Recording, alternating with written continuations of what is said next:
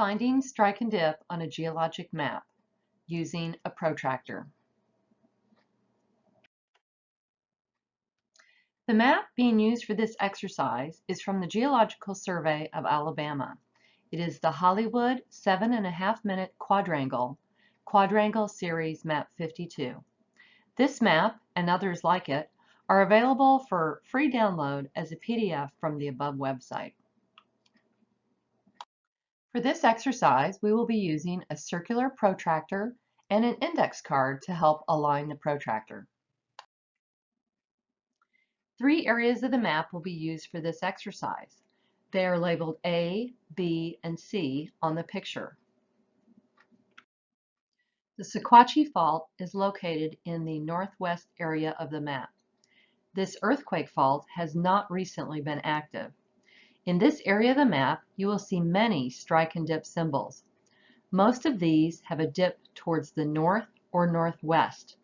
A few symbols along the fault indicate the layers of rock have completely turned over. We are going to find the strike for 2 symbols in this area. The dip for each is already indicated on the map. The first symbol on the map has a long line with a shorter line perpendicular to it. The long line indicates the strike direction, which is towards the northeast. The short line indicates the dip. Because the short line is centered over the long line, this symbol means that the rocks are at a 90-degree dip or vertical. Let's find the strike. To get started, lay a note card or piece of paper along the strike line. Place the edge directly on the long strike line. Then center the protractor over the symbol. The crossed lines on the protractor should lay over the intersection of the dip line with the strike line. When the protractor is placed over the symbol, the 0 north on the protractor must squarely face the top of the map. If it is not properly aligned, your readings will not be correct. Reading where the side of the note card crosses the degrees, we can see that this strike line is 40 degrees from north. This can also be written as north 40 east or northeast 40. The next strike and dip we will measure is circled on the photo. This strike appears to be trending east-southeast to west-northwest. Just like for the previous location, we are going to lay a note card or piece of paper along the strike symbol. This creates a larger line to measure. This is very helpful when the symbols are small and difficult to read.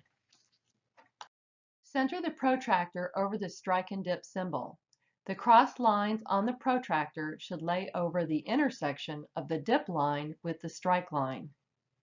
The 0 and N must be pointing to the top of the map, north. The east-west line on the protractor should be parallel to the top edge of the map. The measurement can then be read 2 ways, 100 degrees east-southeast or 280 degrees west-northwest. What about the dip? The dip direction is also shown on the symbol. The small perpendicular line intersecting the strike line tells us the dip direction, in this case towards the north. The amount of dip is written on the map, 16. This means the rock is angling into the earth at 16 degrees from horizontal. What is the dip direction? The dip direction is always exactly 90 degrees from the strike direction. Since the strike is 100 degrees east-southeast and the dip is towards the north, we would subtract 90 degrees from 100. This would give us 10 degrees. The dip direction is north 10 degrees. For the next location, we are going to measure a strike symbol close to the river. Note that all of the dips in this area are towards the south to southeast, the opposite from the previous area. Align the side of the note card or piece of paper with the strike line. Lay the protractor on top of the strike line so north is aligned with the top of the map. This can be verified with a compass if the map has been turned to face north. The reading for this strike line is 30 degrees from the north, or north 30 degrees.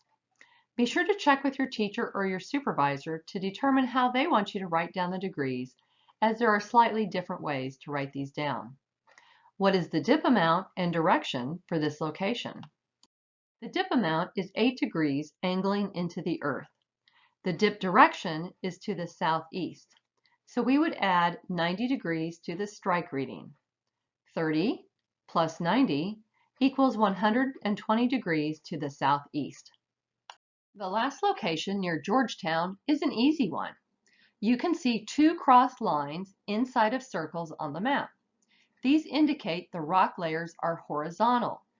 This means there is no strike and zero dip. I hope this video has been helpful for you. Please consider subscribing to Uncovering Earth.